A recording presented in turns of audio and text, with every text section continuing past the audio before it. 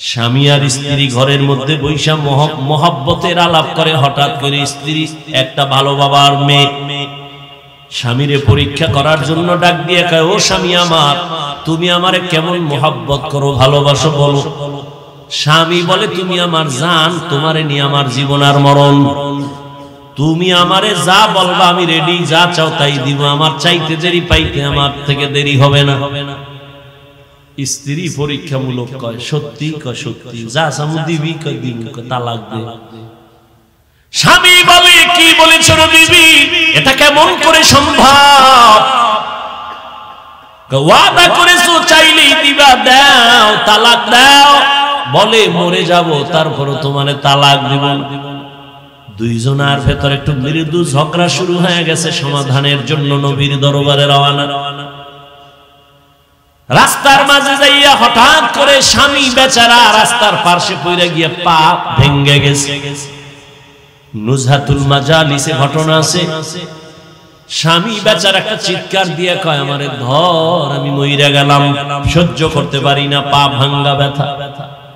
স্ত্রী হাতটা ধরে কয়, চল, নবীর দরবারে যাওয়ার দরকার নাই, বাড়ি চলো। বাড়ি যাইয়া স্বামীর হাত ধরে কয়, স্বামী আমারে মাফ করে দাও, আমি যে তালাক চাইছিলাম কথাটা ফিরায় নিলাম, উড্ড করে নিলাম। স্বামী ডাক দিয়া কয়, বিবি তালাক কেন চাইছো? আবার চাওয়ার পরে কেন আবার উড্ড করে নিতেছো, কারণ কি? স্ত্রী বলে, তুমি কি নবীর হাদিস শুনো নাই? কি নবী বলছেন, আল্লাহ যারে বেশি ভালোবাসবেন মুসিবত দিয়া তার একটু পরীক্ষা নিবেন, চোখের পানি নিবেন। আমি তোমার ঘরে আসছি আব্বা আম্মার মায়া সারিয়া, তোমার ঘরে এত বছর ছিলাম, কোনো মুসিবত দেখি নাই, কান্নাও নাই। যেখানে মুসিবত নাই ওখানে খোদার রহমত নাই, যেখানে আল্লাহর রহমত নাই সেখানে আমিও থাকতে চাই না। কিন্তু রাস্তার মাঝে যাইয়া যখন তুমি পা ভেঙে চোখের পানি ছেড়ে কাঁদছো, আমার মালিকের রহমত তোমার উপরে চলে আসছে, তোমার আল্লাহর পরীক্ষা শুরু হয়ে গেছে, রহমত নেমে আসছে। আমি নিয়ত করেছি যেখানে মুসিবত আছে ওখানে রহমত আছে, আর যেখানে আল্লাহর রহমত আছে সেখানে আমিও আছি। जिंदगी में बंदगी तू कर नहीं, जिंदगी में बंदगी तू कर नहीं,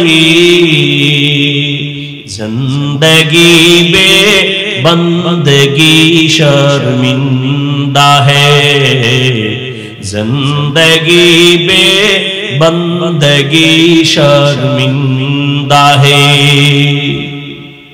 খারাপ লাগে? এই যুবক ঘুমাও, এটার লাগে একটু একতারা হইলে মজা লাগবে না? গানের তার কানে লাগাইয়া ঘুমাইতেছ রে যুবক, 5টা সেকেন্ড যদি ভাবতি যে ঘুমের মধ্যেও তো আজরাইল আসে, আমার রুমের মধ্যে যদি আজরাইল অন্ধকারে আইসা দেখে আমার কানের মধ্যে গানের তার লাগানো, হেডফোন লাগানো, আমি মুসলমান, আমি মালিকের দরবারে কেমনে জবাব দিব? রহমতের নবী বলেন, ঢোল বাদ্যের আওয়াজ যদি পাও কানে আঙ্গুল দিও, এটা শয়তানের আওয়াজ। আর এমন কোন গান নাই যে গানের আওয়াজে মানুষের গুনার দিকে আকর্ষণ বাড়ে না। কিন্তু বাবা আজকে একটা দাবি কইরা যাই, পারলে মানিও, আবদার, অর্ডার নয়, আবদার। কলিজা দিয়ে একটা আবদার করি রে যুবক, আমার বয়ানে তো মোবাইল বন্ধ করবি না। মক্কার ইমামাইয়াও যদি তোরে 1 লাখ টাকা দিয়াও কসম করায় কোরআন মাথায় নিয়ে, তারপরেও মোবাইল ছাড়বি না। মা ছাড়তে রাজি, বাপ ছাড়তে রাজি, মোবাইল ছাড়তে রাজি না। যেহেতু চালাবি, এই মোবাইল নিয়ে মরবি, ওয়াদা করছো, তাহলে আর কেমনে ফিরাম? তবে একটা আবদার করি, সারা রাত্র তো মোবাইলের ডিউটি নিয়েই থাকো, যখন ডিউটি শেষ হয়ে যাবে নিয়ত করে ফেলাইছে এখন ঘুমাবো, মোবাইল অফ। ঠিক ওই সময় আমার আবদারটা পারলে একটু রক্ষা করিও মাঝে মাঝে। যখন তুমি ঘুমায় যাবা, তোমার এখন ডিউটি শেষ, ওয়াদা ছিল কথা বলবা তাও শেষ, এখন দুজনে রেস্টে যাইবা। রেস্টে যাওয়ার আগে মোবাইলের মধ্যে একটু সার্চ দিও, ইউটিউবে গিয়ে লিখবা কোরআনের তেলাওয়াত, দেখবা মক্কা মদিনার ইমামদের তেলাওয়াত চলে আসবে।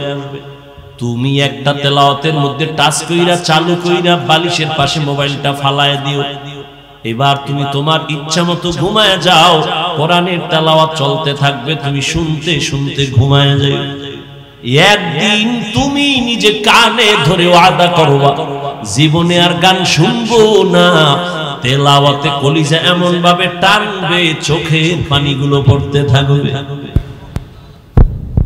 মাঝে মাঝে অনুরোধ করি একটু দেখিও,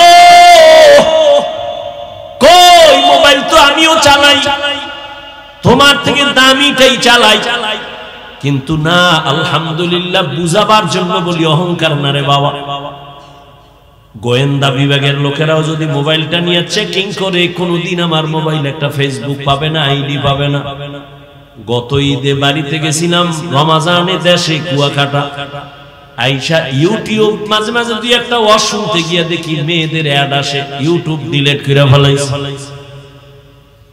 কয়েকদিন খুব খারাপ লাগছে, একটু ওয়াজ মজমু বড় বড়দের খুব খারাপ লাগছে, কিন্তু এখন সয়ে গেছে। আজও পর্যন্ত মোবাইল ইউটিউব আর ডাউনলোড করি নেই। মাওলার কাছে এমন একটা মোনাজাত নাই যে বলি না আল্লাহ মোবাইলের গুনাহ থেকে বাঁচাও। বড় কঠিন এক পরীক্ষা মুমিনের জন্য এই মোবাইলের গুনাহ থেকে বাঁচা, বড় কঠিন এক পরীক্ষা। তুমি একটা ওয়াজ দেখবা, সেখানে মেয়েদের অ্যাড চলে আসে, অর্থাৎ গোটা দুনিয়ার আন্তর্জাতিক চক্রান্ত মুসলমানকে টার্গেট করে আছে। হুজুর ইমামতি করবা, কিন্তু ভেতরের নামাজ পড়বা ঠিক, কিন্তু ভেতরের রুহু থাকবে না। রুহু ছাড়া দেহের যেমন দাম নাই, ঠিক নামাজের রুকু আছে, সিজদা আছে, তাসবিহ আছে, কিন্তু নামাজের একটা রুহু আছে। ওইদিকে আবার কখন বয়ান করব যে নামাজের আবার রুহু কি? ওলামায়ে কেরামরা হাদিসটার ইবারত পড়ি, এতটুকু বুঝবেন। নবী বলেন আন তা'বুদাল্লাহা কাআন্নাকা তারাহ ফাইন লাম তাকুন তারাহ ফাইন্নাহু ইয়ারাক। রহমতের নবী বলেন তুমি এমন ভাবে নামাজে বা ইবাদত করো যেন তুমি নিজে আল্লাহকে দেখো। যদি তুমি আল্লাহরে দেখতে না পাও, এতটুকু নিয়ত করিও যে আল্লাহ আমাকে দেখতেছেন। এর নাম নামাজের রূহ। একে ভিন্ন ভাষায় বলে খুশু আর খুজু। আল্লাহর ভয় নিয়ে নামাজে দাঁড়াবে, নামাজই পড়ে না, এ আবার রূহ পাইবে কই? নামাজ পড়ে না তো পড়েই না, উল্টা আমগো আবার ধাক্কা দেয় হুজুর নামাজ না পড়লে আলহামদুলিল্লাহ আমগো দিল পরিষ্কার।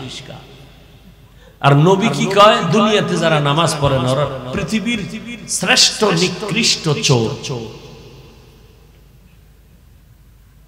নবী বলেন মুমিন আর বেঈমানের মধ্যে ব্যবধান নামাজ, বাইনাল আবদি ওয়া বাইনাল কুফরি তারকুস সালাহ। বেঈমান কাফেরেরা নামাজ পড়ে না, মুমিনেরা নামাজ ছাড়ে না। ইহা মুসাফির দিল না লাগা,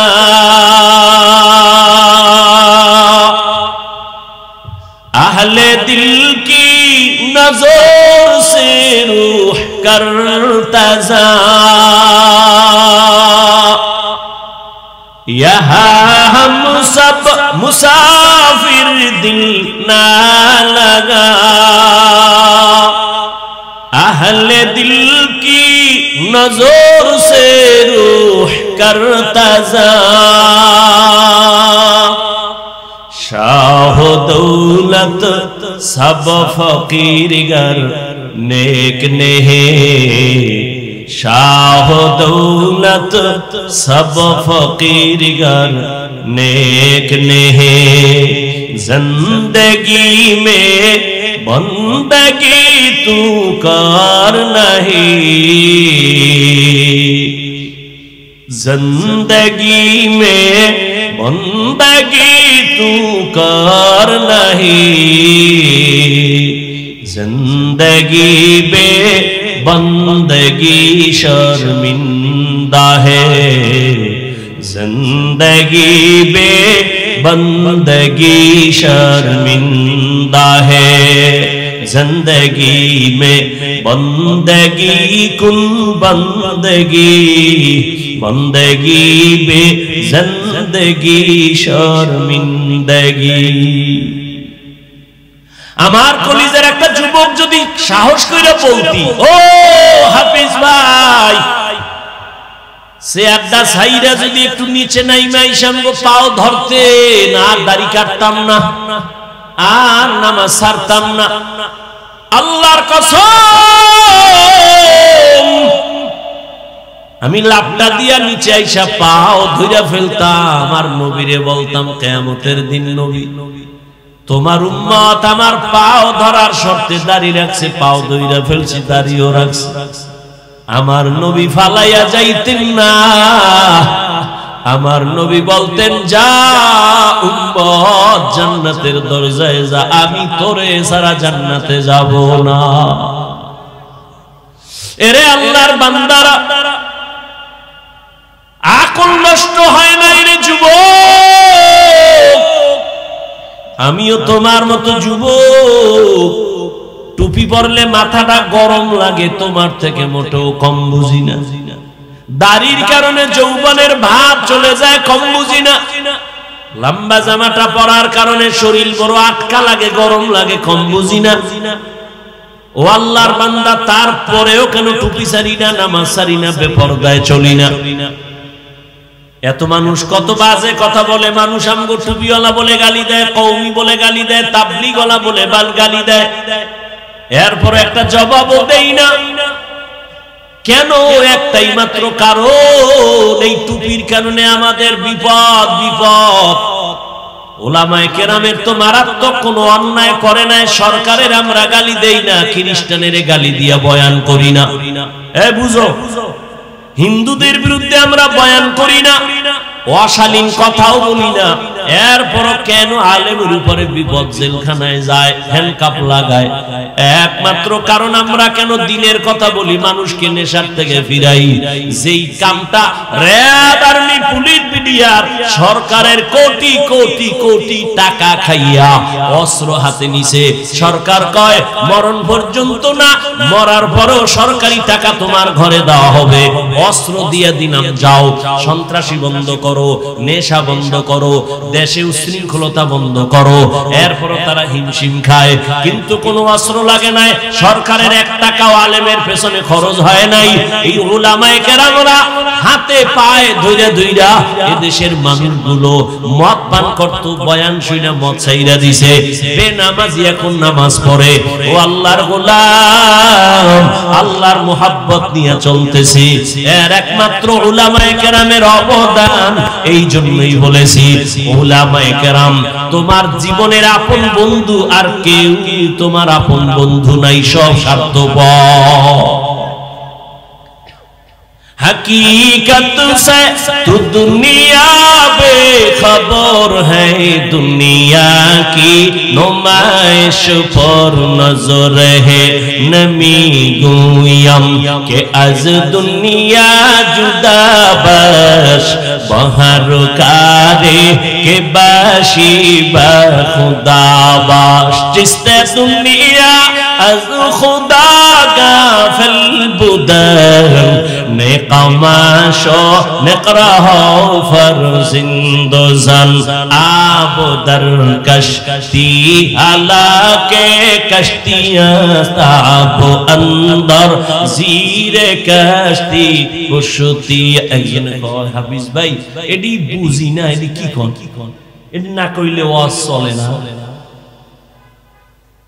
এরকম বহু সালাক আছে না, কথা কোন বড় জ্ঞান, বড় জ্ঞানী না হইলে হুজুর গো ভুল ধরে কেমনে?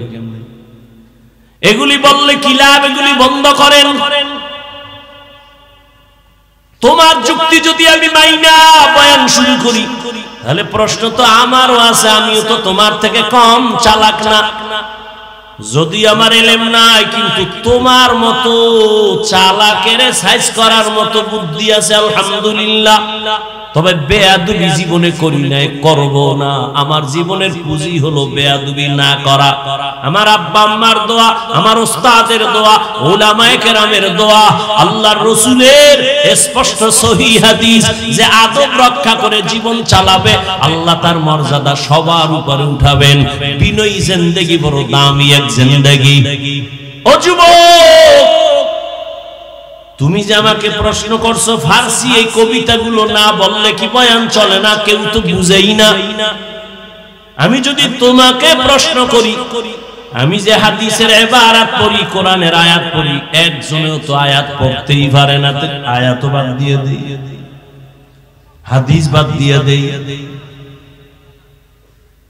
যুক্তির নাম ইসলাম না।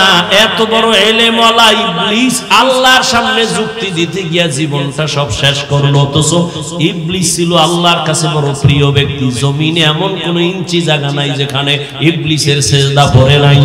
ফেরেশতাদের উস্তাদ সেই ইবলিসের আল্লাহ তার ইবাদতে খুশি হইয়া উপাধি দিয়েছে ইবলিস মুত্তাকি, ইবলিস ওলি, ইবলিস আরেফ, ইবলিস বুজুর্গ।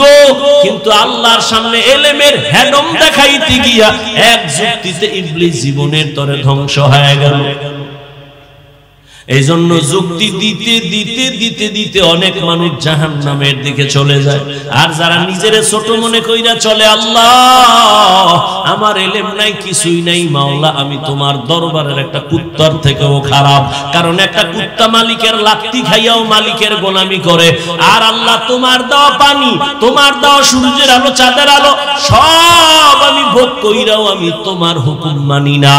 আমার মতো খারাপ কেউ নাই। মনে হয় যেন একটা কুকুরের থেকেও আমি বড় খারাপ। ও পর্দার আড়ালের আম্মা জানেরা, এতক্ষণ আমি আপনাদের সন্তানদেরকে যে কথাগুলো বুঝাইলাম, এগুলো বাস্তবায়নের জন্য আপনার দোয়া, আপনার অবদান ছাড়া হবে না।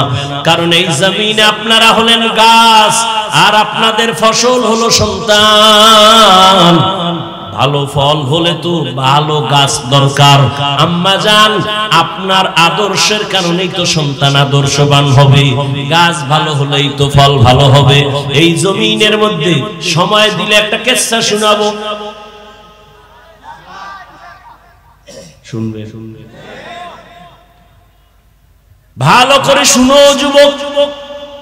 হেদায়েতের মালিক আমার আল্লাহ। এক ছোট ভাই বিয়া কইরা বড় ভাই বিয়া করে নাই। ঘটনাটা অনেক জায়গায় বলি, আজও আমি 5 মিনিটে বলার চেষ্টা করি। ছোট ভাই বিয়া করলো, সন্তান হলো, বড় ভাই করে না। একদিন কয়, ভাইয়া তুমি বিয়া করো না কেন? কয়, মাইয়া ভাইয়া রেদাসিং মাইয়ার অভাব।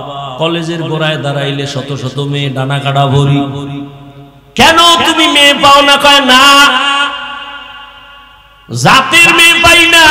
ছোট ভাই ভাবলো, মনে হয় যেন একটা সুন্দরী রূপসী, একটা সম্ভ্রান্ত পরিবারের মেয়ে চাই। খুঁজা খুঁজা বাইর করছে, কইরা কয়, ভাইয়া ভালো পরিবারের একটা মেয়ে পাইছি। কি কয়? কলেজে পড়ে, ভালো একটা মেয়ে পাইছি, ইংলিশ মিডিয়ামে পড়ে, বাবা অনেক টাকাওয়ালা। বড় ভাই, আমি এই মাইয়া চাই। তো কি চাও এটা কও। এবার ভাই ডাক দিয়ে কয়, ও ছোট ভাই শুনো, আমি একটা জীবনে মেয়ে চাই, আমার জীবন সঙ্গিনী হবে যে আমার হাত ধইরা আমাকে জান্নাতে নিয়ে যাবে। কোথায় নিবে? কি যুবক বিয়া করছো? কোরআন শপথ করছো না? কয়, হুজুর আমার সাথে তো শপথ করছে মাইয়া, জীবনে আর না। আমি বললাম, ওই মাইয়ার সিরিয়াল কত জানোনি? কয়, না। আমি কই, তোর সিরিয়াল যত, মাইয়ার সিরিয়াল তত। তোর সিরিয়াল কত? কয়, 3। 2 মাইয়ার পরে এই মাইয়া। আমি বললাম, আল্লাহর কোরআন সাক্ষী, তোর মাইয়ার সিরিয়ালও 3। 2 ভোলার ইজ্জত নষ্ট কইরা তোরে ধরছে, তোরে ইজ্জত হারায়া রাস্তার ফকির বানাবে। কোরআনের আয়াত, আল খবিসাতু লিল খবিসিনা, খবিসের সাথে খবিস। ও যুবক, জীবনে লেখাপড়া করে ডাক্তার হইও, দোয়া করে যাই, আমার দোয়া কবুল হবে না, হবে না, হবে না। তবে এই মাঠে বহু আল্লাহর বান্দা আছে যাদের দোয়া কবুল হবে বলে অন্তর সাক্ষী দেয়। দোয়া করি সবাই আমিন বলিও। আল্লাহ যুবক বাবারে, স্কুলে পড়ো, ডাক্তার হও আলহামদুলিল্লাহ, ইঞ্জিনিয়ার হও আলহামদুলিল্লাহ, প্রফেসর হও আলহামদুলিল্লাহ। তবে আমার ছোট্ট একটা দাবি, বেয়াদব হইও না। তোমার ব্যবহারে যেন কোনোদিন মা বাবা কষ্ট না পায়, তোমার আচরণে কোনোদিন শিক্ষক যেন কষ্ট না পায়, তোমার আচরণে কোনোদিন উলামায়ে কেরাম যেন কষ্ট না পায়। বলবা কেন?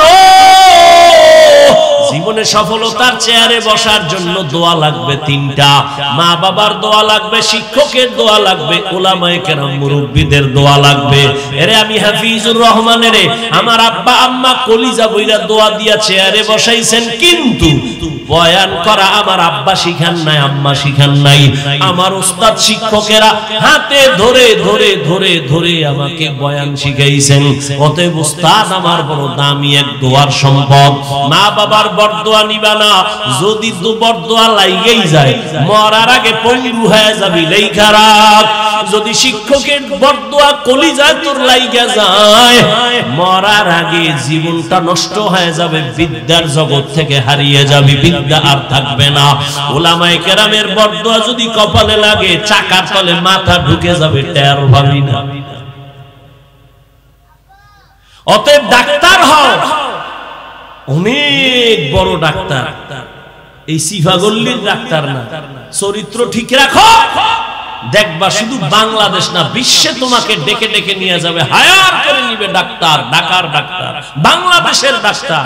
আল্লাহ সম্মান দিতে কয় সেকেন্ড লাগে, কিন্তু তোমার পুঁজি লাগবে দুইটা। সম্মানের ডাক্তার হতে হলে প্রথম পুঁজি সুস্থতা, দ্বিতীয় পুঁজি সুন্দর চরিত্র। আর এই সুস্থতা আর চরিত্র দুটোটাকে জবাই করার একমাত্র হাতিয়ারের নাম মোবাইল। সুস্থ কিন্তু চরিত্র খারাপ, জুতার বাড়ি কোন জায়গায়। ডাক্তার হইল তাসলিমার মতো জুতা খাইয়া পালাবে, ওই ডাক্তার হয়ে লাভ কি? তাসলিমা সুস্থ, এরপরে জুতা খাইছে কেন? এমবিবিএস ডাক্তার, এরপরে জুতা কেন? চরিত্র খারাপ। আর তোমার চরিত্র ভালো কিন্তু অসুস্থ, ডিউটি একদিন করে, 2 দিন নাই করে, বাদ দে। তাহলে সুস্থতাও লাগবে 100, চরিত্রও লাগবে 100, আর দোনোটা জবাই করে মোবাইল। আমি কি বানায় বলতেছি? সবার হাতে মোবাইল আছে। এখন বাসায় যে গুগলে সার্চ দিবি, টাচ মোবাইল দেখলে শরীরের অঙ্গের কি কি ক্ষতি হয়, চিকিৎসা বিজ্ঞানীরা কি থিওরি দিছে, সব গুগলে আছে। আজকে গিয়ে দেখিস। আমাকে হুজুর গুটু দিয়ে হুনবি না, কপাল পোড়া।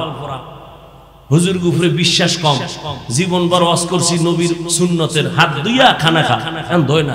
মাওলায় করোনা ধরাইয়া, কানে ধরাইয়া হাত ধোয়, পকেটের মধ্যে মেডিসিন, ফাঁকে ফাঁকে বাইর করে হাত ধোয়, বাইর করে হাত ধোয়। আমার একা ধুইবেন, তুমি কিয়ামত পর্যন্ত ধুইলে একটা নেক পাবা না, সুন্নত হিসেবে ধুইলে সওয়াব পাইতা। এখন ঠেকায় ভরছো, মাইনকে সিফা আটকায় গেছো, এখন আর হাত ধুইলে লাভ কি? রাসূলের সুন্নত হিসেবে তো আর হাত ধোও না। আল্লাহ হেদায়েত দান করুন। বাবা এজন্য বলছি, ডাক্তার হও, ইঞ্জিনিয়ার হও, প্রফেসর হও, বেয়াদব হও না। সুন্দর চরিত্র আর সুস্থতার জন্য নিজেও চেষ্টা করো, আর সফলতার জন্য 3 জায়গার দোয়া, মা বাবার, শিক্ষকের, উলামায়ে কেরাম মুরব্বিদের। এছাড়া কোনো বাহাদুরি চলবে না, দুনিয়া চলবেই না। বড় ভাই কইছে আমি বিয়ে করুম, তবে এমন একটা মেয়ে চাই যে মেয়ে আমার হাত ধরে কই নিবে। ছোট ভাইকে তোর কপালে বিয়ে নাই, যা। বড় ভাইকে তো একটা কথা শোন, আল্লাহ যদি কবুল করে সময় লাগবে না। ইয়াকিন কার উপর? হ্যাঁ, আল্লাহর উপর। মুনাজাত করে কান্না করে, হে আল্লাহ, তুমি ওয়াদা করেছো সাহায্যের জন্য, আমি সাহায্য চাইতেছি রে আল্লাহ। এমন একটা বিবি আমার জন্য মেয়ে মিলায় দাও, আমি টাকা চাই না, বাড়ি চাই না, তবে এমন একটা আদর্শবান চরিত্রবান মেয়ে চাই যে আমাকে হাতে ধরে জান্নাতের পথে আগায় নিবে। দোয়া চলতেছে, খবর পাইছে পাশের এলাকায় একজন বুজুর্গ আল্লাহওয়ালা আছে, মসজিদে মানুষ দোয়ার জন্য যায়, ও ফজরের নামাজ গিয়ে আদায় করেছে, মোনাজাত দিয়ে দিব। আরে ভাই মোনাজাত তো দিব, একটু ধৈর্য ধরো না, আগে আগে বাসায় যাবা, খোদায় না নিলে কেমনে যাবা? একজনে আগে রওনা হইছে বাসায় যাবে, আর একজনে বইয়া মোনাজাত দিয়ে এরপর আস্তে আস্তে রওনা হইছে। হে যাই হে হে আগের 1 ঘন্টা আগের বেড়া রাস্তায় খাড়ায় কিও কয় চাক্কা সাইরোটা শেষ, হসপিটালও নাই রাইতে কইব। এখানে 1.5 ঘন্টা বইয়া শেষ পর্যন্ত হাঁটতে হাঁটতে হাঁটতে হাঁটতে বাসায় গেছে ফজরের সময়। আর এই যে আগে শেষে মোনাজাত, জীবনে তো কম ঘুমাও নাই, জীবনে তো রাত্র সজাগ থাকছো, গুনাহ কইরা একটা রাত্র কি নেক কইরা থাকছো? আল্লাহ জিগাইলে বলবা হ্যাঁ থাকছি, তোমার জন্যই এই সময় দিছি, নাইলে এখানে কেউ জোর কইরা ঢুকায় নাই। আল্লাহ তোমার মোহাব্বত এখানে ঢুকছি এবং মোনাজাত দিয়ে গেছি, একটু চোখের পানিও ছাড়ছি। ও আল্লাহ তুমি এই উসিলায় কি মাফ করবা না? আমি তো মাফ করার জন্য বাহানাই তালাশ করি, একটা সুযোগ খুঁজতেছি, একটা লাইন খুঁজতেছি, লাইন আছে কিনা দেখি। লাইন যখন পাইয়েই গেছি, কোন লাইন নাই, নাম কি? নাম হইলো আব্দুর রহমান। এটাও একটা লাইন, সহিহ হাদিস। আল্লাহ কয় যা তোর এই নামের উসিলায় জান্নাত দিয়ে দিই। তো তোমার নামও তো লাইন মতো নাই, নাম রাখছে হাসি, খুশি, নদী, বৃষ্টি, সবুজ, গম্বুজ, নাম। সারা দুনিয়ার বেঈমানের বাড়ি একজন আব্দুর রহমান আছে, রহিমা নামের কোন মেয়ে আছে? তোমার আমার কপালে তো খারাপ কেন যে ইসলামী নামের অভাব, বেঈমানের নামগুলো মুসলমানের ঘরে কেন? একজনের নাম রাখছে বিপদ, ডাক দিছে এই বিপদ, আর একজনে চাই ভাই আমার মহা বিপদ।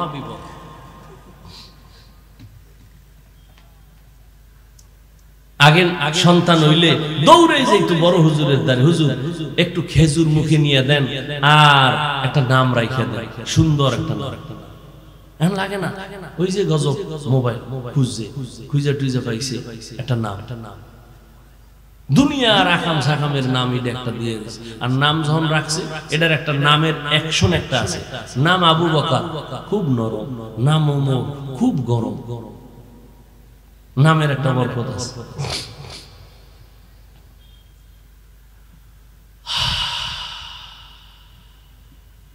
হুজুরের দ্বারে গেছে দোয়ার জন্য, ফজরের নামাজ পড়া সব চলে গেছে। হুজুর আমার বাড়ি অমুক এলাকায়, একটু দোয়া করে। বাবা বিয়া করছো? কয় না। কেন? বয়স কত? এখনো করো নাই কেন? কয় মাইয়া ভাই না। কি মাইয়া চাও? কয় হুজুর আমি আল্লাহর কাছে দোয়া করি, এমন একটা মেয়ে চাই যে মেয়ে আমাকে বিবি হইয়া সহযোগিতা করে জান্নাতের পথে আগায় দিবে। হুজুর কয় দোয়া করি।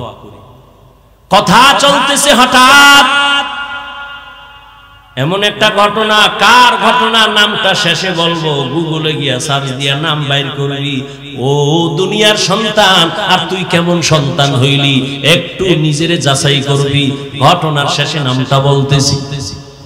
হঠাৎ মসজিদের বারান্দার বাহির থেকে একটা কচি কণ্ঠে মেয়ের সালামের আওয়াজ। একটা মেয়ে ডাক দিয়া সালাম দিছেন, আসসালামু আলাইকুম হযরত, আমি এই এলাকার মেয়ে, গরিবের সন্তান, দোয়ার জন্য আসছি।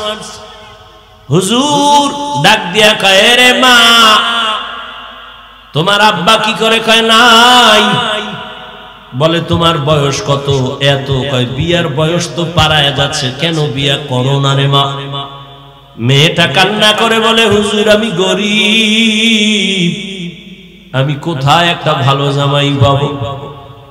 আমার চরিত্র আমি এখনো নষ্ট করি নাই, তবে আমি মুনাজাতে আল্লাহর কাছে বারবার দোয়া করি, আল্লাহ এমন একটা ছেলে আমার স্বামী বানাইয়া দাও যে আমার হাত ধইরা আমাকে জান্নাতের পথে আগায়া দিবে। মাওলাই মিলাইছেন।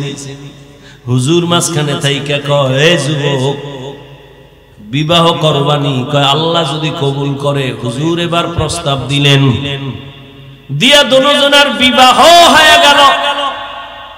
এক হাতে কোনোদিন তালি বাজে না, বিনা বাতাসে পানি নড়ে না। স্বামী আর স্ত্রীর মন এক না হইলে ওই বাগানে ফুল ফোটে না। দুজন এখন এক মনে। আজান হলে স্বামী কয় নামাজ, স্ত্রী কয় নামাজ। ফজরের সময় স্ত্রী যদি আগে উঠে স্বামীর উঠায়, উঠো নামাজ যেন কাজা না হয়। আবার স্বামী যদি উঠে উঠে আবার স্ত্রীর ডাকে, উঠো নামাজ আদায় করো। ও পর্দার আড়ালের আম্মা জানেরা, একটু শুনেন কেমন মা। আপনারাও তো বড় দামি মা, আপনারা তো সাহাবায়ে কেরামদের মায়ের মতো মা, নবীদের মায়ের মতো মা, খাদিজা রাদিয়াল্লাহু আনহার মতো নারী, ফাতেমা রাদিয়াল্লাহু আনহার মতো নারী, আয়েশা রাদিয়াল্লাহু আনহার মতো নারী, ইসমাঈল নবীর মা হাজরা আলাইহা সালামের মতো দামি নারী, ঈসা নবীর মা মারইয়াম আলাইহা সালামের মতো দামি নারী। আপনারা তো বেঈমান ফেরাউনের ঘরে স্ত্রীর নাম কি? আসিয়ার মতো দাবি। বলে কত বড় বেঈমান ফেরাউন, নিজেরে খোদা দাবি করেছে আল্লাহর বিরুদ্ধে গিয়া, অথচ তার ঘরে আসিয়া এত আল্লাহর আশিকা হয়ে গেল। নবীজি বলেন কিয়ামতের দিন জান্নাতে আসিয়ার সাথে আমার বিবাহ হবে। সুবহানাল্লাহ বললেন না? এখন একটা প্রশ্ন আসতে পারে, ফেরাউনের বউ এর লাগে রাসূলের বিয়ে হইব? ঈমান আছে ঠিক আছে, কিন্তু এত বড় বেঈমানের বউ? না, বিয়ে হইছে ঠিক ফেরাউনের, কিন্তু এক সেকেন্ডের জন্য আসিয়ার সাথে ফেরাউনের এক সেকেন্ডের জন্য এক বিছানায় শরীরের সাথে টাচ হয় নাই। কেন? আল্লাহ রাব্বুল আলামিন আসিয়ার ঈমানের বরকতে ওই ফেরাউনকে যৌবন থেকে চিরদিনের জন্য একেবারে মুক্ত করে দিয়েছে। ওর জীবনে এক সেকেন্ডের জন্য যৌবন ছিল না ফেরাউনের, একটা সন্তানও নাই, আসিয়ার শরীরে টাচ জীবনে করে না। নবী বলেন আসিয়ার সাথে আমার জান্নাতে বিবাহ হবে। আরে আম্মা জান, আপনার স্বামী তো ফেরাউনের মতো খারাপ না। আম্মা, আপনি কি পারতেন না 5 ওয়াক্ত নামাজ পড়ে স্বামীর জন্য কলিজা দিয়া দোয়া করতেন? আল্লাহ, একটা স্বামী আমার দিন নাই রাত নাই বাইরে ঘুরে আর কষ্ট করে, নিজের জন্য কোনো স্বামী কষ্ট করে না। সন্তানের মুখে হাসি ফুটাবার জন্য গাধার মতো কষ্ট করে, স্ত্রীর মুখে হাসি ফুটাবার জন্য পুরুষ কষ্ট করে। ও আল্লাহ, আমার স্বামীর কামাইতে বরকত দাও, আমার স্বামীরে হেফাজত করো। আর ঘরে আসলে বুঝাইতেন স্বামী নামাজ পড়ো, হালাল ভাবে চলিও। মা বাবার মায়া ত্যাগ কইরা আসছি তোমার ঘরে, না খাইয়া থাকলেও আসি, খাইয়া থাকলেও আসি, তবে আমার জীবনের দাবি অবৈধ টাকা ঘরে আনবা না। হারাম টাকা খাইয়া নিজেদের রক্ত, সন্তানের রক্ত কখনো নাপাক করব না। আম্মা জান যদি স্বামীরে বুঝাইতেন, কোন স্বামী হারাম টাকা ঘরে নিত না।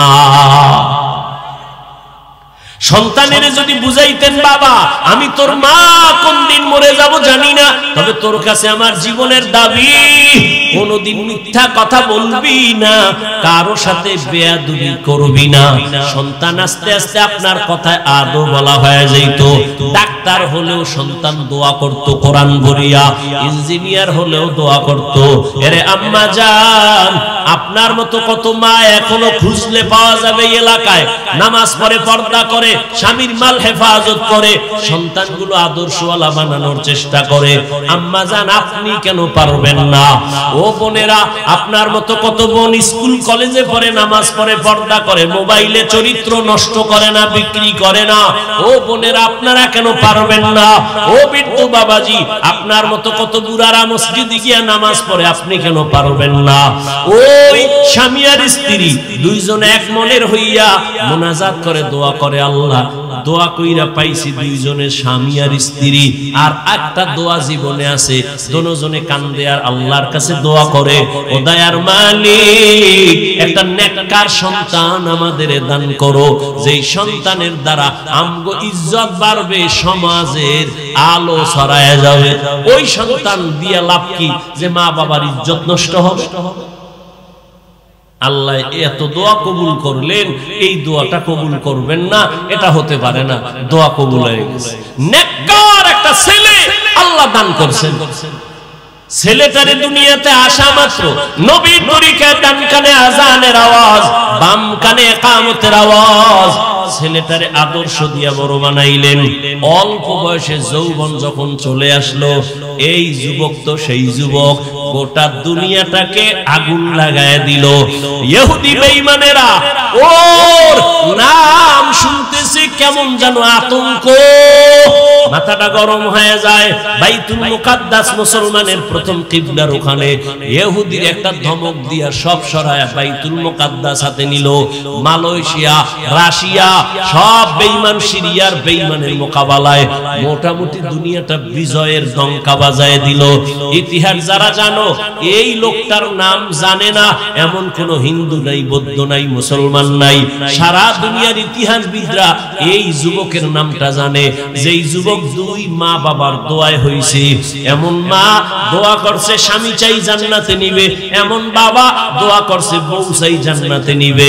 এই দুইজনের দোয়ায় সন্তান আছে এক জগৎ বিখ্যাত অগ্নি শর্মা, এমন এক আল্লাহর মহব্বতের বান্দা, যার হস্তক্ষেপে ইসলামের পতাকা উদ্দিন বেঈমান নিপাত হয়ে গেছে, পরাজয় বরণ করেছে। ওই যুবকের নাম সালাহউদ্দিন আইয়ুবী রাহমাতুল্লাহ আলাইহি। সুলতান সালাহউদ্দিন আইয়ুবীর ইতিহাস পর গুগলে লেখা আছে, সব ডিটেইলস দেওয়া আছে। কে সে সুলতান সালাহউদ্দিন আইয়ুবী? সকল রাষ্ট্রনায়করা সালাহউদ্দিন আইয়ুবীর নাম না নিলে ওদের ইতিহাস কমপ্লিট হয় না। সুলতান সালাহউদ্দিন আইয়ুবী গোটা ইতিহাসের পৃষ্ঠায় স্বর্ণ অক্ষরে তিনি এখনো অমর। এই জন্য আগেও বলছি, ও যুবক, ডাক্তার যদি হও বেয়াদব হইও না তো তাসলিমার মতো জুতা খায়া পালাবা। এখনো সময় আছে, পেছনের গুনার থেকে তওবা করে নাও। তোমার গুনার খবর মা বাবা কেউ জানে না, আল্লাহ জানেন। ওই আল্লাহর মোহাব্বত নিয়ে মনে মনে গোপনে গোপনে একটু আল্লাহকে বলো, হে আল্লাহ, মনে হয় জানো এই ময়দানে আমার মতো গুনাহগার কেউ নাই। গুনার কারণে আমার হাত না পাক, চোখ না পাক, জিহ্বা না পাক। গুনাহ করতে করতে জীবনটা শেষ। কত নামাজ ছাড়লাম, কত দাড়ি কাটলাম, বেপরদায় চললাম। ও আল্লাহ, আমার মতো কত যুবক আবার জেনারেল লাইনে থাকে, চাকরি করে, ব্যবসা করে, নামাজ পড়ে, আমি কেন পারবো না? ও আল্লাহ, মনে চাইছে কত গুনাহ করছি শখ লাগাইয়া, আর গুনার কাছেও যাব না। দুনিয়াতে চিরদিন থাকবো না, মুসলমান হিসাবে দুনিয়া থেকে তো চলেই যেতে হবে, আল্লাহর আদালতে দাঁড়াতে হবে। গুনাহগার হইয়া দাঁড়াবো না।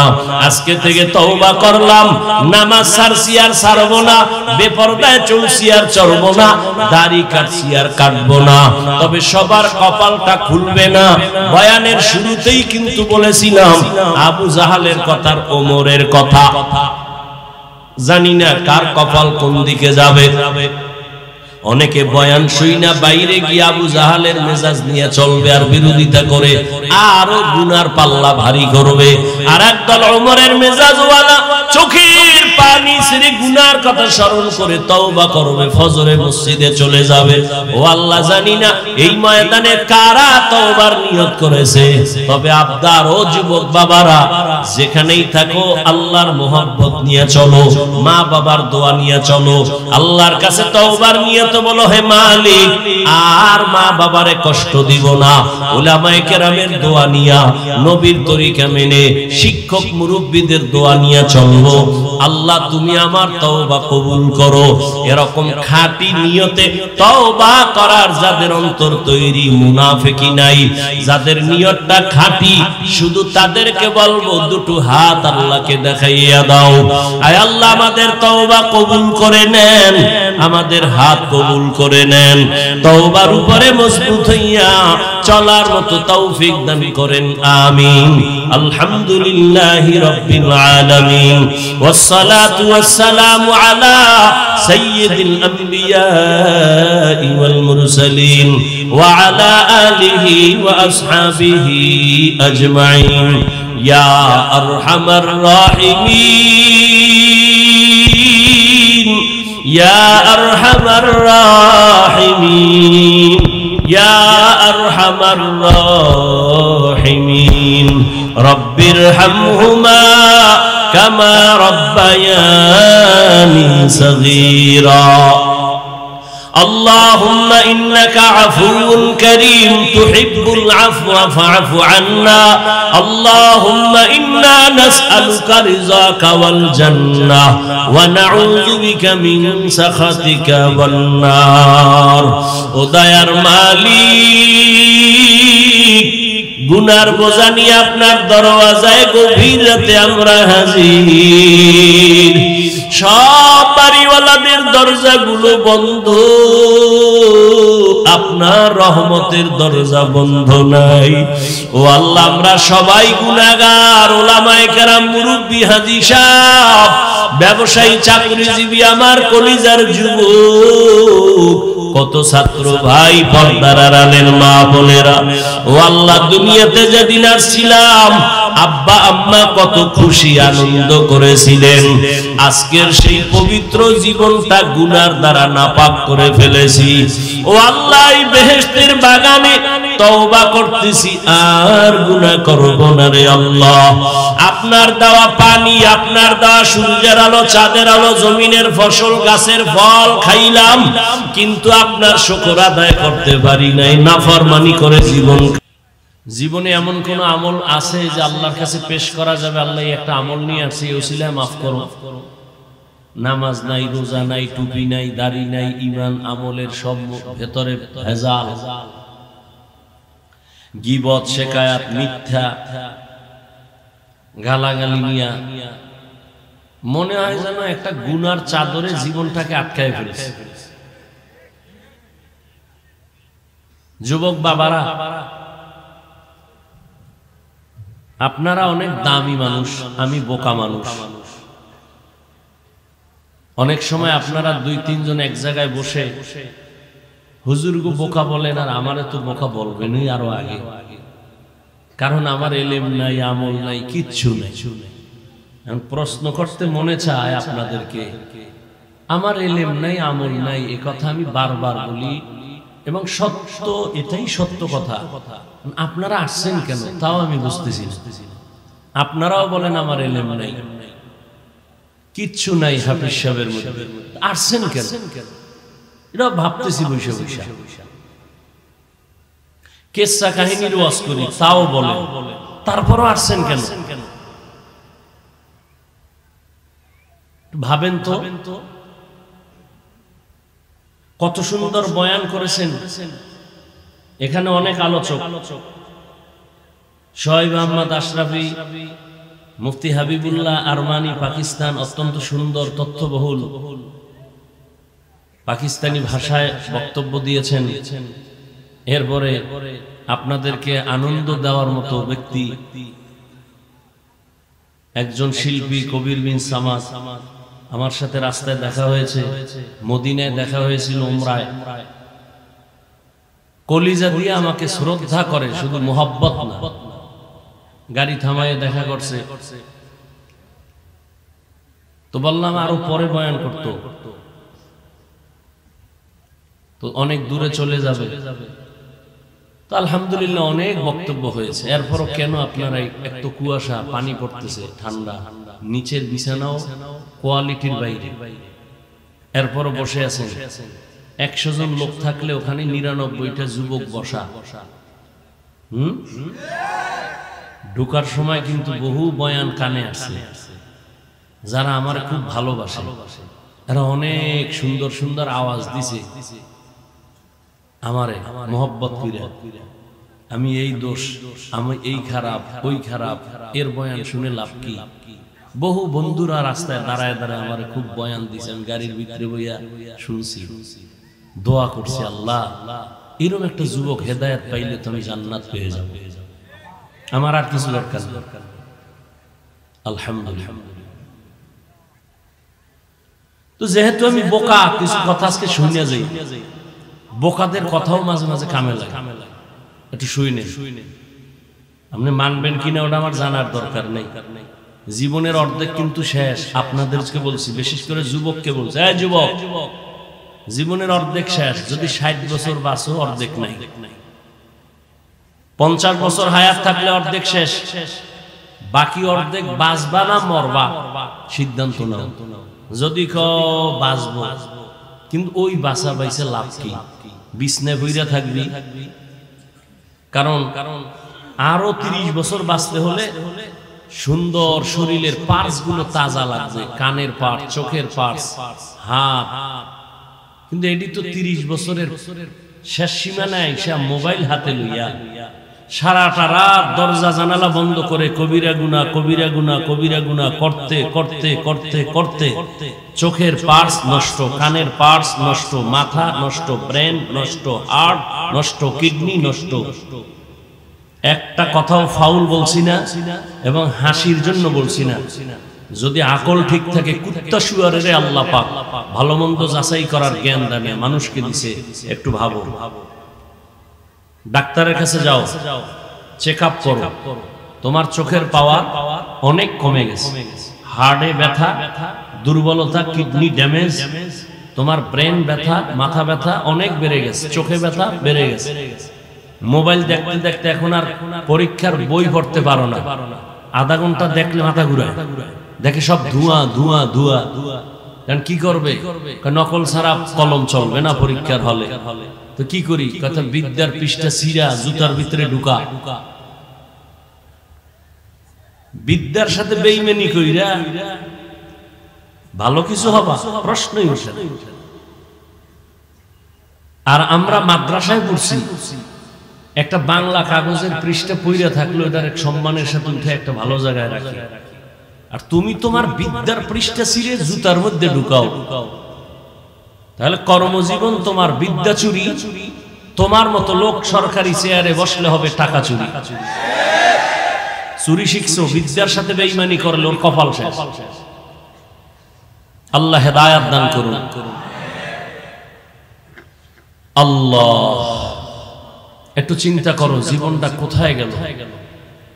আল্লাহ না করুক যত লাশ দেখি, যুবক যুবক যুবক, পানির নিচে লাশ, কে কয় যুবক, গাড়ির নিচে লাশ, কার, যুবক, ঘুমের বিছানায় লাশ, মা কাঁদতেছে, কে, যুবক, করোনায় মরছে অধিকাংশ যুবক, ডেঙ্গুতে মারা গেল অধিকাংশ যুবক। কয়দিনের বাহাদুর। আমি এখানে তোমাকে হুজুর বানাইতে আসি নাই, যুবককে বলছি। আমি 5 কল্লি মাথায় দিছি, একবারও বলবো না তুমি 5 কল্লি দাও নাইলে কপাল শেষ। আমি কওমি মাদ্রাসার সন্তান, একবারও বলি নাই, বলবো না যে তুমি কওমিতে আসো, না হয় ধ্বংস। আমি তাবলিগের লাইনের সন্তান 100, আমি পীরের মুরিদ, একবারও বলবো না যে তুমি তাবলিগ বা পীরের কাছে না গেলে জাহান্নাম। আমি কি বলবো, টোটাল বয়ানের থিম তোমাকে কটা পরামর্শ দিব।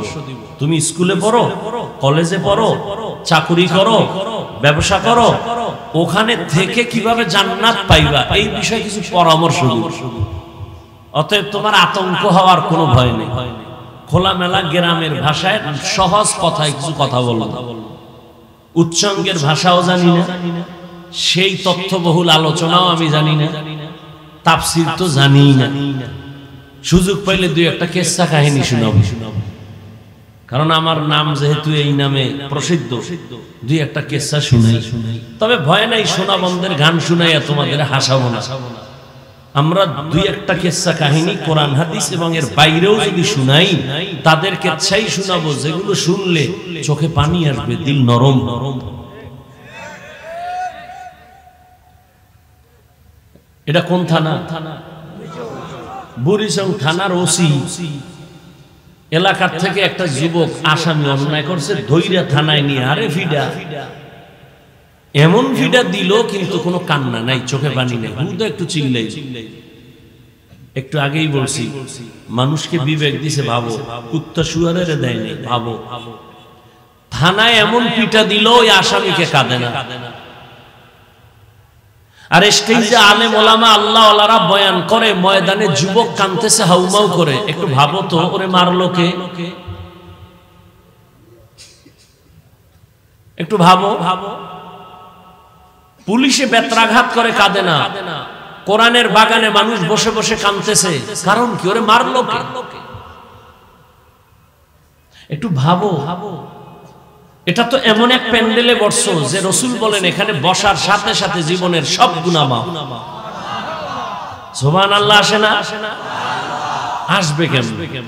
সাফার জোরে না দাবি করো আমি রাসূলের আশিক, ফজর নাই, যোহর নাই, আসর নাই, মাগরিব নাই, ইশা নাই, সারা দিন জবানে মিথ্যা, গীবত, খাও গাঞ্জা, টানো বিড়ি, এই জবানে সুবহানাল্লাহ আসতে তো সময়ের দরকার। আল্লাহ আপনি আমাদের সব ভাইকে হেদায়েত দান করুন। আর এমন তো টেনশন নাই যে হুজুর এত রাত্রে ওয়াজ করবেন, ঘুমান লাগবে, এই টেনশন তো নাই। বাঙালি তো আর রাতে ঘুমায় না, সারা রাত মোবাইলের হক আদায় করে। বউয়ের হক, মা বাবার হক, সন্তানের হক আদায় না করতে পারলেও যথাযথ মোবাইলের হকটা রাতে আদায় হয়। আমরা মোনাজাত ধরি বইয়া, আর মোবাইলওয়ালারা রাতে মোনাজাত ধরে হইয়া। হাসিও না, আমি বলছি কেন হাসির কথা একটাও বলি নাই, তুমি হাসো কেন? আমি যা বলছি তুমি চিন্তা করলে গভীরভাবে তোমার কান্না উচিত যে আমি এত খারাপ। আমি সারা রাত কবিরা গুনাহ করি, চরিত্র বিক্রি করি মোবাইলের দ্বারা, আমি এত খারাপ, আমার কপালের উপরে কারো যেন অভিশাপ লাগছে। তুমি নিজেকে ভালো মনে করো না, তুমি জানো আল্লাহ না করুন বুঝাবার স্বার্থে বলছি, তুমি যদি এখন মরে যাও, কথার কথা, ভিতরে ভিতরে মা কানবে ঠিক, কিন্তু মনে মনে খুশি। হুজুর খুশি, ইমাম খুশি, মুরব্বী খুশি, বাবাও খুশি। কেন জানো? মা মনে মনে কইবে, বাবায় কইবে ছেলেটা আমার ঠিক, কিন্তু ওর চরিত্র এত খারাপ, ও মরে গেছে ভালো হয়েছে, না হয় ওর কারণে আমি সমাজে মুখ দেখাইতে পারি। এবার বুঝো তো তোমার কপালটা কত খারাপ, যে তুমি মরে গেলে মা কাঁদবে ঠিক, কিন্তু মনে মনে খুশি হবে। তোমার চরিত্র এত খারাপ, অথচ তোমার মতো একটা যুবক, ফুটন্ত গোলাপ, গোটা পৃথিবীর জন্য একটা আদর্শ। আল্লাহ তোমাকে এমন মেধা দিয়েছেন, টোটাল বাংলাদেশ কেন পৃথিবীকে কন্ট্রোল করা তোমার মেধার দ্বারা সম্ভব, কিন্তু তোমার কপাল খারাপ করে ফেলেছো এই অল্প বয়সে। আচ্ছা বলো তো, 40 বছর পর্যন্ত প্রত্যেকটা মানুষের চেহারা থাকবে উজ্জ্বল, তোমার 25 থেকে 30 বছর বয়স, তোমার চেহারা নষ্ট কেন? তোমার চেহারার মধ্যে নূর নাই কেন? তোমার দিকে তাকাইলে মায়া লাগে না কেন? গুনাহের কারণে আল্লাহ বেজার হয়ে তোমার চেহারার নূর নিয়ে। কপাল বড় কঠিন, এর নাম কপাল। যেই রাসূলের চেহারা মোবারক, কে বললো একটু আগে? আরমানি মেহমান বলছেন পাকিস্তানের, চাঁদের থেকে সুন্দর রাসূলের চেহারা। ওই যে গজল গাইছেন একটা, মেরা নবী চাঁদের থেকে উজ্জ্বল। আম্মা জান আয়েশা রাদিয়াল্লাহু আনহা বলেন, এশার নামাজের পরে রাসূল আমার হুজরায় আসলেন, আমার হাতে একটা চিকন সুই ছিল, পড়ে গেছে, বাতি নাই, কেরোসিন নাই, তেল নাই, অন্ধকার।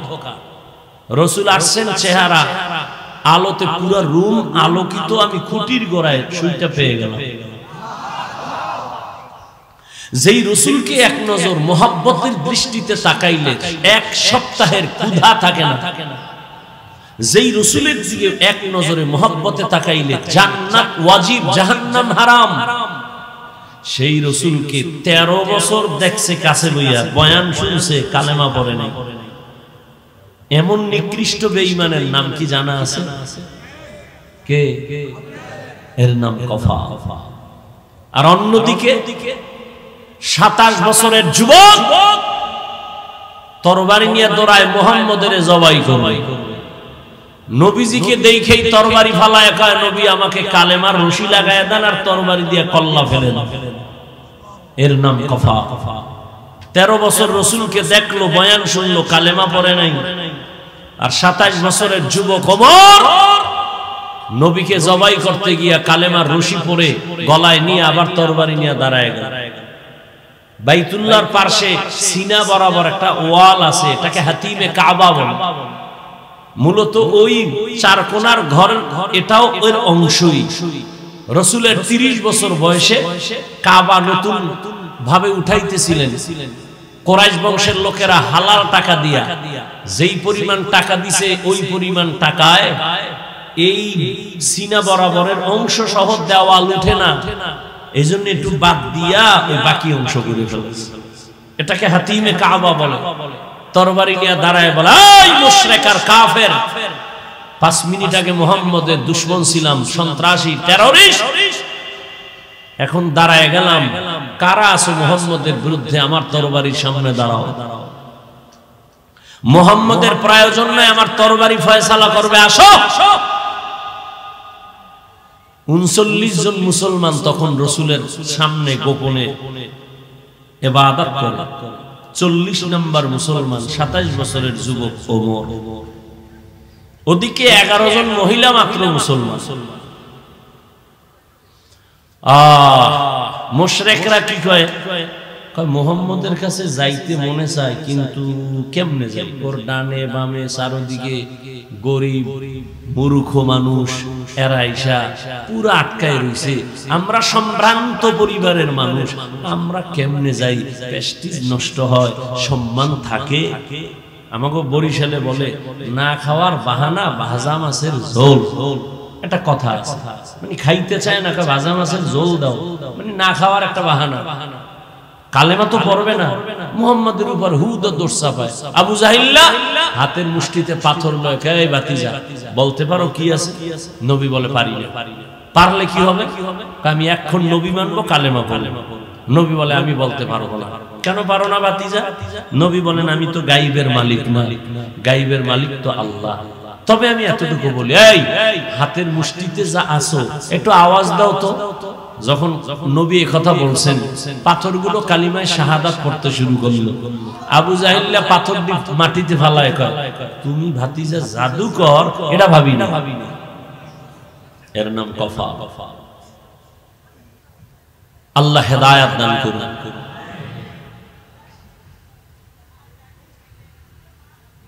উলামায়ে কেরাম যে আলোচনা করেছেন, দোয়া করি উম্মাহকে উলামায়ে কেরামের কথাগুলো সহি তরিকায় আমল করার তৌফিক দান করেন। উলামায়ে কেরামের ইজ্জতকে আল্লাহ বাড়ায় দেন। উলামায়ে কেরামের ইজ্জত বাড়লে একটু সমস্যা হতে পারে আপনাদের, না? না, আমিনের আওয়াজ এরকমই ভাবলাম। উলামায়ে কেরামের ইজ্জত বাড়লে উম্মতেরও ইজ্জত বাড়ে। উলামায়ে কেরামের ইজ্জত কমে গেলে উম্মতেরও ইজ্জত কমে যায়। কেমনে বুঝাইতে আমার ধৈর্য কতটুকু হবে আপনাদের জানি না। উলামায়ে কেরামের ইজ্জত বাড়া, উম্মতের ইজ্জত বাড়া। কেন? কিয়ামত পর্যন্ত আর 1 সেকেন্ডের জন্য নবী আর দাওয়াত দিতে আসবেন না। আসবেন সাহাবায়ে কেরাম, আসবেন আইম্মায়ে কেরাম, ইমাম আবু হানিফা, ইমামে আজম, ইমাম শাফিঈ, ইমাম মালিক, ইমাম আহমদ বিন হাম্বল, ইমাম বুখারী, ইমাম মুসলিম, ইমাম তিরমিজি, কেউ আসবেন না। বড় বড় আউলিয়া এরাও আসবেন না। কিয়ামত পর্যন্ত এই জাতিকে জান্নাতের পথে ডাকবেন, সঠিক শান্তির ঠিকানা দিবেন একমাত্র শুধুমাত্র কেবলমাত্র উলামায়ে কেরাম। অতএব কারণ এই উলামায়ে কেরামকে মাথার মুকুট বানায় যে রাখবে, সে দুনিয়াতেও ধন্য, পরকালেও ধন্য।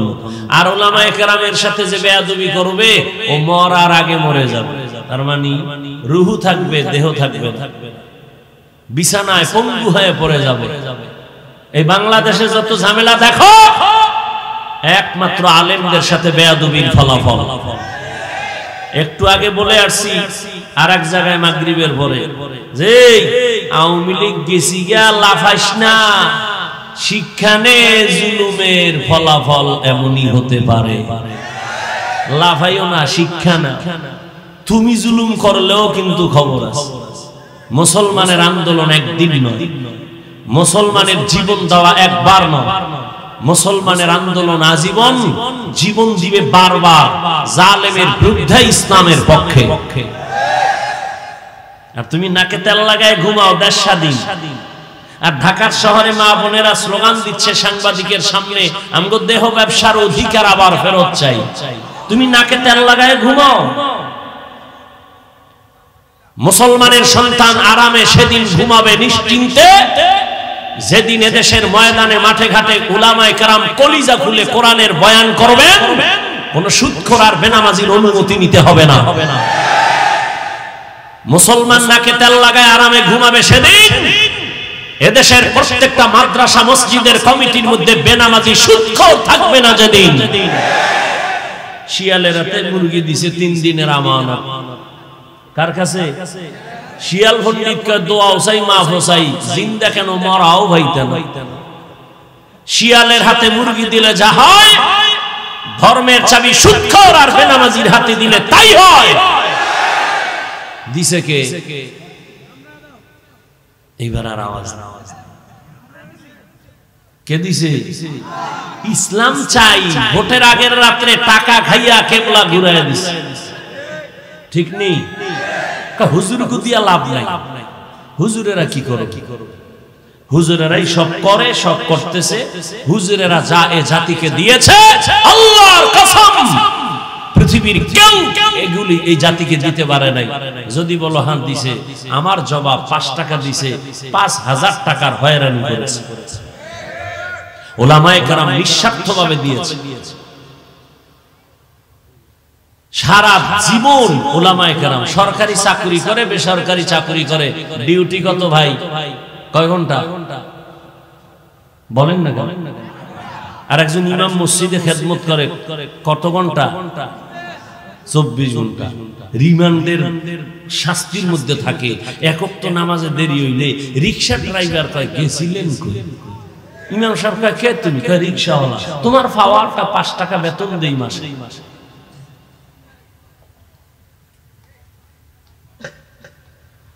হায় হায়, আল্লাহ আমাকে আপনাদের সবাইকে হেদায়েত দান করেন।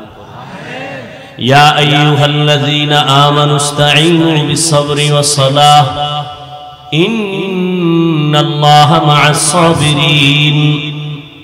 আল্লাহ বলেন, হে মুমিন, তোমরা সাহায্য প্রার্থনা করো সবর ও সালাতের মাধ্যমে, নিশ্চয়ই আল্লাহ পাক রব্বুল আলামিন সাবিরিনদের সাথেই থাকবেন। রহমতের নবী বলেন, মাইয়ুরিদিল্লাহু বিহি খাইরান ইউসিব মিন। আল্লাহ যাকে বেশি আদর করেন, মায়া করেন, দয়াময় আল্লাহ তাকে মুসিবতের দ্বারা পরীক্ষা নিবেন। তাহলে মুসিবত আসা একটা নেয়ামত, কার জন্য? মুমিনের জন্য। আচ্ছা, আপনারা ক্ষুধা লাগছে মনে হয় বেশি, বাদাম 2-1 ঘন্টা না খাইলে মরবেন। মরবেন? বাদাম না খাইলে মরবেন। আচ্ছা, বাদাম খাইলে কি পেট ভরবে? 1 বোতল পানি খাইলে বাঁচতে পারবেন, নাইলে মরবেন। তুই বেহেশতের বাগানে এগুলি কেন? এই জন্য ওয়াজ বাড়ছে, হেদায়েতের কথা শুনবে। এখানে কেন আপনি খাইতে হবে? খাওয়ার জন্য দোকান আলারাম হয়ে গেছে, সেখানে যান। ওয়াজ উপলক্ষে বিশাল মার্কেট। কিসের দোকান? কয় বেলুন। বিশাল এক বেলুন কিনছে, মোনাজাতের ঘর বাড়ি যেটার কান্দে লয়ে ঝুলে। বউ কয় কি নিয়ে আইছো? কইছে মোনাজাতে বেলুন কবুল হয়ে গেছে। আপনারা হাসেন। কোরআনের মাহফিল, বেহেশতের বাগান, যেখানে বসলে গুনাহ মাফ হয়, সেই উপলক্ষে কেন মার্কেট? 2-1টা চায়ের দোকান, বিস্কিট রুটির দোকান হতে পারে, সেখানে এমন দোকান থাকবে কেন? খেলনার দোকান, বেলুনের দোকান। আবার এমন কোন দোকান থাকবে কেন যেই দোকানে বেপরদায় নারী ঢুকবে? এই কবিরা গুনার দায় ভাইয়ের কে নিবে? বলে গেলাম আপনাদেরকে না, সারা দেশ ঘুরে তো এগুলি দেখতেছি। হেদায়েত হয় না কেন? কারণ ভাই, বয়ান তো আপনারা জানেন, আমি তো শুরুতেই বলছি, আমি নতুন কিছু বলবো না। মিথ্যা বলা হারাম, গালি দেওয়া হারাম, গীবত করা হারাম, মরা ভাইয়ের গোশত খাওয়ার সমান, জিনার থেকেও বেশি মারাত্মক গীবত। এগুলি জানেন না তো বয়ান তো এগুলি করুন, বাইরে তো কিছু না। নামাজ 5 ওয়াক্ত পড়া ফরজ, মা বাবার খেদমত করা ফরজ, গান শোনা হারাম, নাচ দেখা হারাম, জুলুম করা হারাম, কারো হক নষ্ট করা হারাম, চুরি করা হারাম, ডাকাতি করা হারাম, কাউকে হত্যা করা হারাম। এই বয়ান তো আপনারা সব জানেন। শুধু কি তাই? আমরা এরা যারা বসছি সবাই মুসলমান। আপনার আল্লাহ আমার আল্লাহ এক না আলাদা? আপনাদের নবী আমার নবী, সত্য কথাটা মানেন আর না মানেন, অন্তত একটু স্বীকার করেন। আপনার নবী আমার নবী, আপনার আমার কোরআন, আপনার হাদিস আমার হাদিস। দুনিয়াতে আসছি সিস্টেম এক, আপনার ধর্ম আমার ধর্ম, কালেমা কাবা সব এক। দুনিয়াতে আসছি সিস্টেম এক। না কুমিল্লাওয়ালারা লঙ্গি বইরে জন্ম নিছে, সব এক। বিদায় বেলা কাফনের সংখ্যা হবে 3টা, মহিলাদের 5টা। বক্তা হিসাবে একটা কাফন সম্মানে কেউ বাড়াবে না, গরিব হিসাবে কেউ একটা কাফন কমাবে না। কালার হবে আলাদা না, কালারও এক। কাফনের উপরে লেখা থাকবে বড় হুজুরের লাশ, লেখা থাকবে এটা কোটিপতির লাশ। এত ভাব কেন? আজকে আমি বক্তা বক্তা ভাব, তুমি ক্ষমতা টাকার ভাব। এই ভাবে কি হবে? সাদা কাফনে ঢুকলে সব বাহাদুরি শেষ। কবরের সাইজও হবে এক, কবরে প্রশ্ন হবে 3টা, তাও এক। রবের পরিচয় দাও, ধর্মের পরিচয় দাও, রাহমাতুল লিল আলামিনের পরিচয় দাও। রহমতের নবী বলেন এই 3টা প্রশ্নের জবাব যারা দিয়া দিবেন তাদের কবর হবে রওজাতুম মির রিয়াজিল জান্নাহ। আর এই 3 প্রশ্নের জবাব যারা দিতে পারবে না তাদের কবর হবে হুফরাতুম মিন হুফারিন নার। কারা পারবে এই প্রশ্নের জবাব? হুজুরেরা। কোনো গ্যারান্টি নাই হুজুর জবাব দিতে পারবে। যদি গ্যারান্টি থাকতো তাহলে 10 জন সাহাবা জান্নাতের টিকিট হাতে নিয়ে সারা জীবন আবার কান্না করে কাটাইতেন না। রহমতের নবী বলেন আমি আয়েশার হুজরায় শান নামাজের পর ঘুমাই, আমি ঘুমাইলাম আর চোখ বন্ধ থাকে কিন্তু আমার অন্তর ঘুমায় না। রাতের গভীরে হঠাৎ আমার কান সজাগ হয়ে গেছে, কে যেন আমার মাথার পার্শ্বের মসজিদে নববীতে কান্না করে। এই আর একটা কথা বলি নাই, এই জন্য উঠতেছে মনে হয়। বয়ান বক্তার এলেমের আমলের বাহাদুরিতে বয়ান হয় না, সম্পূর্ণ বয়ান নির্ভর করে শ্রোতাদের অন্তরের মোহাব্বত আর আকর্ষণের উপর। জানি না এখানে আপনাদের অন্তরের কি অবস্থা। আমি আল্লাহকে ভরসা করে বসছি, কারণ নিজেরে ছোট মনে কইরা বসলে বরকত। আর আল্লাহ আমার মনে হয় এই জন্য ছোট বানায় রাখছে। একদিন এক বড় আলেমরে জিজ্ঞেসিলাম, হুজুর কেন?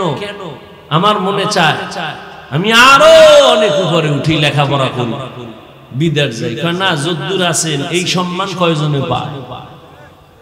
আর এই যে আল্লাহ অনেক উপরে উঠায় নাই, বড় মুফতি হন নাই, এটা হইলে হতে পারে আপনি অহংকারে লাইন ছাড়া হয়ে যাইতেন। আর এখন দুর্বলতা আছে, কাঁদতেছেন। আল্লাহ তো চোখের পানি চায়, বিনয়ী চায়, অহংকার চায়। জানি না আপনাদের অন্তরের কি হালাত, ওই অনুযায়ী বয়ান হবে। বক্তব্য সব শেষ, বাকি শুধু হাত দুইটা উঠাবো আর আলহামদুলিল্লাহ কয়ে মোনাজাতটা দিব। আর হাত যদি উঠাইয়েই ফালাই, আর জীবনে এখানে আমু কিনা তাও জানি না, বয়ান আর দেখা হবে কিনা তাও জানি না। তবে নিজের কপালটাও নষ্ট করিয়েন না, অন্যেরও ক্ষতি করিয়েন না। কিছু কথা বলার তৌফিক আল্লাহ দিতেছেন, আপনারা দোয়া করলে বলবো, ডিস্টার্ব করেন খবরদার। আপনার যদি উঠার ব্যারাম থাকে, ভিতরে ঢুকছেন কেন? আপনি রাস্তায় দাঁড়াবেন, ফাঁকে যাইয়া বাথরুম করবেন, বিড়ি টানবেন, আবার চোখের সামনে বসে ডিস্টার্ব কেন? মানুষ ভালো হইতে বহু সময় লাগে, কপাল ফুটতে 1 সেকেন্ড লাগে না। বহু মাস্তান সাইজ হয়ে গেছে, খবর নাই, বিল্ডিং পড়ে আছে, খবর নাই, আসমানে না জমিন। বাহাদুরি কইরো না, মাস্তানি ভালো না সব জায়গায়। বহু মাস্তান রাস্তায় কাইতে ঠ্যাং ভেঙ্গা ঘরে বয়ে রইছে। বহু রাস্তায় পাগল দেখছি, পাগল ইংলিশে টকিং করে কিন্তু বস্ত্র অর্ধেক, আরবিতে কথা বলতেছে খুব দ্রুত কিন্তু শরীরের পোশাক অর্ধেক। পাগল। ভাবলাম কারণ কি? পাগল আবার ইংরেজি শিখছিনি কোথাও গিয়ে? জবাব আসলো অন্তর থেকে, না। তাহলে এই ছেলেটা স্কুল কলেজের ভালো একটা স্টুডেন্ট ছিল, শিক্ষকের সাথে না হয়, মা বাবার সাথে না হয়, কোনো মুরব্বীর সাথে বেয়াদবি করে পাগল হয়ে গেছে। মাদ্রাসার কোনো ভালো ছাত্র ছিল, বেয়াদবি চূড়ান্ত পর্যায়ে করার কারণে আল্লাহ ওরে পাগল বানায়। পাগল বানাইতে কি বেটা তোরে আলাদা মেডিসিন লাগে, ব্রেনের একটা তার আউলে গেছে, সব শেষ, কিচ্ছু লাগছে। ঘুমের থেকে উঠে দেখবি দুনিয়া পুরাটা অন্ধকার। মাকে বলবি আম্মু আমি তো চোখে ঝাপসা দেখি, কি হইল? আম্মু কান্না করে, আর মাওলায় না দিলে আর হবে।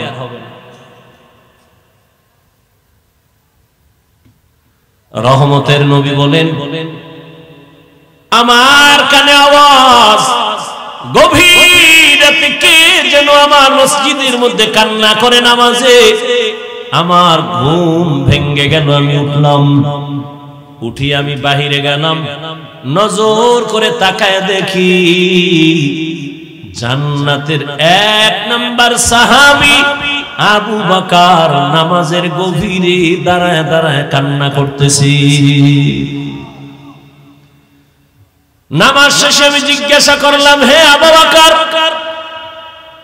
নামাজে দাঁড়াইয়া গভীর রাতে কেন কান্নার আওয়াজ?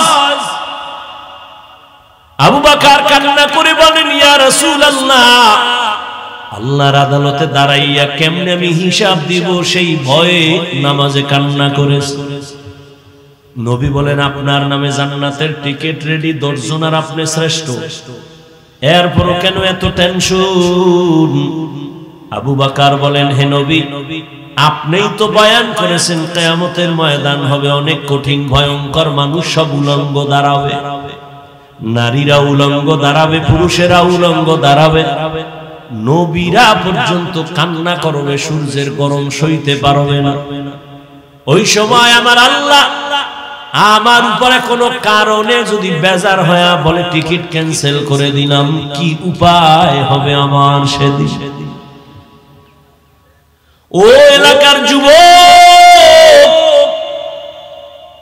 ও বৃদ্ধ বাবাজি, পর্দার আড়ালের মা বোনেরা, দুনিয়ার রং তামাশায় তো কম সময় কাটাও নাই রে যুবক। আজান কানে শুনছু, ইচ্ছা করে পারলে মসজিদে যাইলে পারতা যাও নাই, গাদ্দারি করে মনে চায় না যাও নাই, জীবনটা হেলায় খেলায় কাটায় দিছো। একবারও কি চিন্তা করছো তুমি মইরা গেলে মানুষ তোমারে দোয়া করবে না বরদোয়া করবে?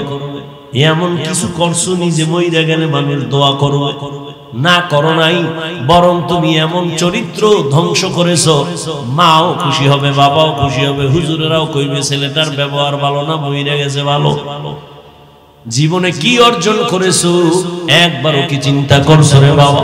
অথচ তোমার মতোই তো বহু যুবক দেখো ওই কুমিল্লা কলেজে লেখাপড়া করে, ঢাকা কলেজের ছাত্র, এক ওয়াক্ত নামাজও ছাড়ে না, দাড়িও কাটে না। সত্য কথার একটু সাক্ষী দাও, আছে না নাই? আর বয়ানের দরকার নাই, দরজা জানালা বন্ধ করে একা একা নিজের পায়ের জুতা খুইলা কপালে বাড়ি মেইরা ক তোর কপাল এত খারাপ কেন? নিজেরে প্রশ্ন করে, এই কপাল পোড়া, তোর মতো যুবকটাই তো কুমিল্লা কলেজে বইলেই নামাজ পড়ে, তুই কেন পারো না? তোমার মতো যুবক তো রাস্তায় গাড়ি চালায়, ড্রাইভারি করে নামাজ পড়ে, তোর কপালে তো খারাপ কেন, তুই কেন পারো না? তোর মতো যুবক জাহাঙ্গীরনগরে পড়ে, ঢাকা বিশ্ববিদ্যালয়ে পড়ে, পাগড়ি লাগানো, পেছন থেকে তাকাইলে মনে হয় যেন মসজিদের খতিব, অথচ জীবনেও মাদ্রাসার বারান্দায় যায় নাই। এমন কেন হইছ রে বাবা? কলেজে বইরা কয় উলামায়ে কেরামের রং লাগাইছি। আমাকে হুজুর আর বয়ান দরকার নাই, তোমার লাইনের যুবক দিয়া তোমাকে তুমি সাইজ করো। আর যদি কও না হাফিজ ভাই যা বয়ান টয়ান করেন এগুলো তো যা বুঝি এটি হাসা মিশা সব আউলামা, তাহলে কোরআন শরীফ থেকে খালি একটা ভুল বার করে দাও, এখন দাড়িটা কেটে ফেলো, প্যান্ট শার্ট টাই লাগায় এখন রাস্তায় নাচ গানে নেমে যাও। কারণ আমাদের সবকিছুর মূল কোরআন। আল্লাহ আছে এক, দলিল কোরআন। কিয়ামত হবে দলিল কোরআন। জান্নাত আছে দলিল কোরআন। জাহান্নাম আছে দলিল কোরআন। সবকিছুর মূলে কোরআন। কোরআনে ভুল হলে সব ভুল। একটা ভুল বের করে দাও আর আল্লাহর পথে ডাকবো না। কিন্তু তুমি কেন ১৫০০ বছর পর্যন্ত বড় বড় পণ্ডিতেরা অপচেষ্টা কম করে নাই কোরআনের ভুল বের করার জন্য। ভুল বের করতে গিয়া নিজের জীবনের ভুল ধরা পড়েছে, মাথা নত করে কালেমা ওয়ালা মুসলমান হয়ে গেছে। তোমার ধর্মের কিতাব কোরআন দেখে বিধর্মী মুসলমান হয়, কিন্তু কি হলো রে যুবক, তুমি কেন নামাজ পড়ো না? কি তোমার সমস্যা বলো? কেন তুমি নামাজ পড়ো না? তোমার পেছনে দেখছো নি কতগুলো টুপিওয়ালা মেহনত করে? তাবলিগওয়ালাদের মেহনত, পীর মাশায়েখের মেহনত, জুমার দিন খতিবের মেহনত, আমগো বক্তাদের মেহনত। সারাটা বছর সারা দেশে দৌড়াই, কুত্তার মতো দৌড়াই। 3 ঘন্টা মাত্র ঘুমায়া কুমিল্লা আসছি, এইভাবে দৌড়াচ্ছি। কালকে এই টাইমে বয়ান করতেছিলাম রংপুর শহরের উপরে। বাবা এখন এখানে আছি, কালকে আর এক জায়গায় বয়ান করতে গিয়ে তো মাস্তানি দেখাই না রে বাবা। আমি তো একটা মানুষ, তুমি তো আমারে কম গালি দাও না, তাও জানি। কি পরিমাণ আমার বিরুদ্ধে লেখো, তাও জানি। এরপরও কেমনে নরম হইয়া কথা বলি, মনে হয় যেন আমি তোমার টাকার কেনা একটা গোলাম। এত নরম হইয়া কথা বলতেছি, আবার ফাঁকে ফাঁকে মাফ চাই, মনে কষ্ট নিও না, মাফ কইরা দিও। আবার মুনাজাতে কান্না করি, আল্লাহ মাফ করে দাও। শুধু আমি না, সব ওলামায়ে কেরাম এইভাবে পাও ধইরা বয়ান করেন। কি অবস্থা! তুমি আমার সামনে যখন আসো, আমি হাসি মুখে, আলেম ওলামা সবাই হাসি মুখে সালাম দেয়। অথচ তোমার মতো বুদ্ধি নিয়ে যদি চলতাম, মাস্তানি ভাব নিয়ে চলতাম, সামনে আসলে বলতাম তাড়াতাড়ি 5 হাত দূরে চলে যা, তোর শরীর থেকে গন্ধ আসে, তুই নামাজ পড়ো না, প্রস্রাব করে পানি লও না, সব। কিন্তু না, জানি, সব জানার পরও কিন্তু তোরে বুকে লাগায় একটা আলিঙ্গন করছি, ঘৃণা করি নাই। মাথায় হাত দিছি, হাতটা বাড়ায় দিছি সালাম দেওয়ার জন্য। মনটা বেজার করি নাই, হাসি মুখে কথা বলেছি। এতটা কেন করি? কি স্বার্থ? আমগো টাকা দাও, তাও না। ইমামের বেতন আটকায় রাখছো, ঠিক মতো বেতনও দাও না। সভাপতি বেতন দেয় 100 টাকা মাসে, তাও ঠিক মতো সভাপতি। সেক্রেটারি বেতন দেয় 50 টাকা, তাও প্রতি মাসে ঠিক মতো দেয় না। এরপর কোন ইমাম কোন মুসল্লির সাথে খারাপ আচরণ করে না, বরদোয়াও করে না। এত সুন্দর বুঝানোটা যদি আমি হিন্দুদের মন্দিরে গিয়ে বুঝাইতাম রে যুবক,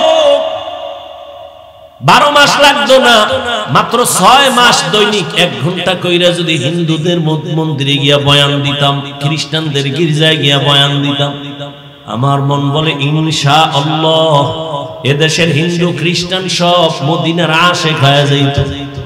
অথচ তোমার পেছনে 12 মাস 12 মাস 12 মাস, ফজরের পরে, জোহরের পরে, আসরের পরে, মাগরিবের পরে বয়ান আর বয়ান আর বয়ান।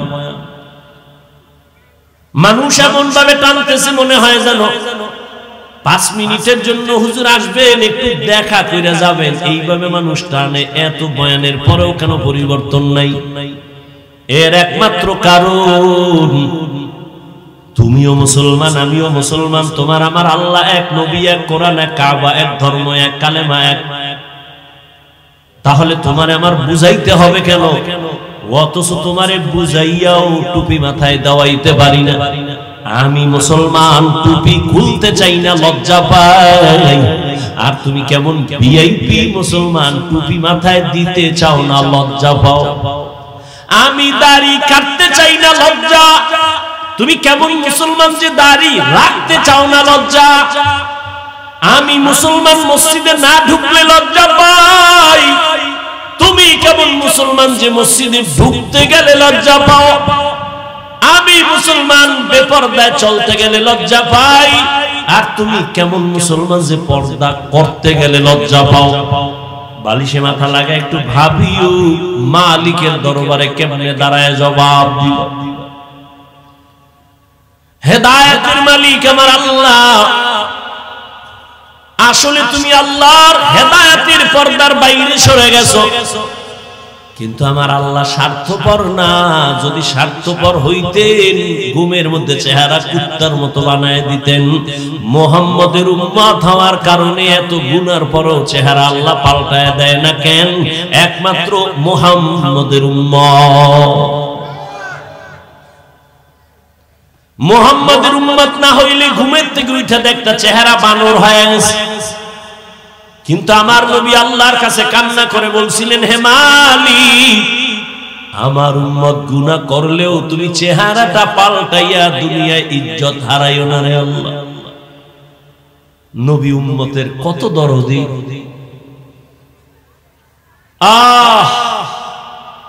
জীবনে সব পাইছো, আল্লাহরে পাও না, তো কিছুই পাও। একদল কান্দে সব হারাইছি, আর একদল কাঁদতেছে পাইয়াও পাইতেছি না, উভয় কি? কিন্তু যাদের কাছে কোরআন আছে, নবীর আদর্শ আছে, এদের মাথায় কোনো টেনশন নাই। আগেও যেমন এখনো তেমন, ভবিষ্যতেও তেমন। চেয়ারম্যানের চেয়ারের মেয়াদ শেষ, আর নবীর আদর্শওয়ালা টুপিওয়ালা আলেমদের চেয়ারের কোনো মেয়াদই নাই। আবার শেষ কিসে? কারণ টাকা দিয়া সম্মান কিনলে ফুলের মালার পরে আবার জুতার মালাও আছে। আর আমার আল্লাহর দেওয়া সম্মান যদি পায়, দুনিয়ায়ও বাদশাহ, পরকালেও বাদশাহ। আল্লাহ পাক বলেন, ও মুমিন, সাহায্য চাও সবর ও সালাতের মাধ্যমে। আমি আল্লাহ সাবিরদের সাথেই আছি, কোনো ভয় নাই। নবী বলেন, আল্লাহ যারে বেশি মায়া করেন তাকে পরীক্ষা করবে মুসিবতের দ্বারা।